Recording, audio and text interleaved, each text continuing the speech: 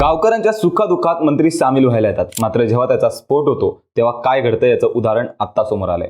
बिहारमधील नालंदा जिल्ह्यात नितीश कुमार यांच्या सरकारमध्ये गावकऱ्यांनी मंत्र्यांना पळून पळून मारलं, 1 किलोमीटरपर्यंत पाठलाग केला आणि गावाबाहेर हाकलून लावलं। ही घटना बिहारमधल्या मलवा गावातली आहे आणि ते मंत्री दुसरे कोणी नसून बिहारचे ग्रामीण विकास मंत्री श्रवण कुमार आहे। एका रस्ते अपघातात मृत्यू झालेल्या 9 जणांच्या यंत्रयात्रेसाठी श्रवण कुमार तिथे पोहोचले।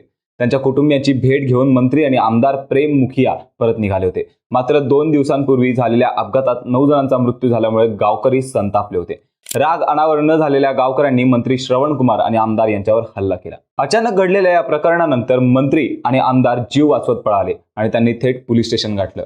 पोलीस अधिकाऱ्यांनी परिस्थिती नियंत्रणात आणली, गावात बंदोबस्त वाढवला। मात्र या घटनेनंतर मंत्री श्रवण कुमार यांनी एक प्रतिक्रिया दिली। ते म्हणाले, मी जीविका दिदी यांचा अपघात झाला म्हणून घटनास्थळी गेलो होतो, सरकारकडून मिळणाऱ्या मदतीची खात्री करत होतो, त्यांच्या दुःखात सामील होण्यासाठी मी तिथे पोहोचलो होतो। मात्र काही लोक याबद्दल रागावले असतील तर मला माहित नाही। हे हल्ला करणारे होते कोण, या हल्ल्यामागचं कारण काय हे अजूनही स्पष्ट झालेलं नाहीये। पण ह्या दरम्यान त्यांचा एक बॉडीगार्ड आणि पोलीस अधिकारी जखमी झालाय।